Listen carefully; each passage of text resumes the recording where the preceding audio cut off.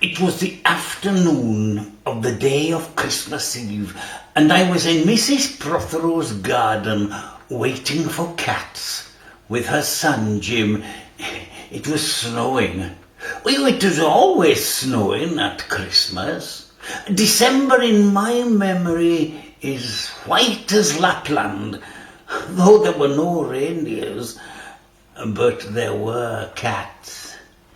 Patient, cold and callous, our hands wrapped in socks, we waited to snowball the cats. Sleek and long as jaguars and terrible whiskered, spitting and snarling, they would slink and sidle over the white back garden walls, and the lynx-eyed hunters, Jim and I, fur-capped and moss-kinned trappers from Hudson's Bay, off Eversley Road, would hurl our deadly snowballs at the greens of their eyes. The wise cats never appeared. Oh, we were so still, Eskimo-footed Arctic marksmen in the muffling silence of the eternal snows. Well, eternal ever since Wednesday, that we never heard Mrs. Prothero's first cry from the igloo at the bottom of the garden.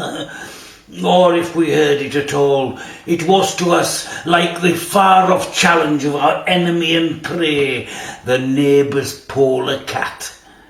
But soon the voice grew louder. "Fire!" cried Mrs. Prothero, and she beat the dinner gong, and we ran down the garden with the snowballs in our arms towards the house, and indeed smoke was pouring out of the dining room, and the gong was bombilating, and Mrs. Prothero was announcing ruin like the town crier in Pompeii. Oh, this was better than all the cats in Wales standing on the wall in a row.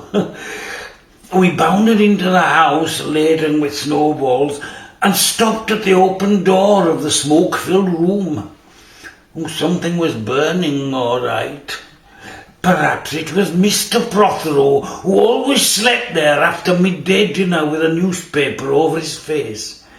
But he was standing in the middle of the room saying, "A fine Christmas," and smacking at the smoke with a slipper. "Call the fire brigade," cried Mrs. Prothero as she beat the gong. "They won't be there," said Mr. Prothero. "It's Christmas." There was no fire to be seen, only clouds of smoke, and Mr. Prothero standing in the middle of them, waving his slipper as we were conducting. "Well, do something," he said. And we threw all our snowballs into the smoke. I think we missed Mr. Prothero, and we ran out of the house to the telephone box. "Let's call the police as well," Jim said, "and the ambulance. Oh, and Ernie Jenkins, he likes fires." But we only called the fire brigade. And soon the fire engine came, and 3 tall men in helmets brought a hose into the house, and Mr. Prothero got out just in time before they turned it on. Nobody could have had a noisier Christmas Eve. And when the firemen turned off the hose and were standing in the wet and smoky room, Jim's aunt, Miss Prothero, came downstairs and peered in at them. Oh, Jim and I waited very quietly to hear what she would say to them. She said the right thing always.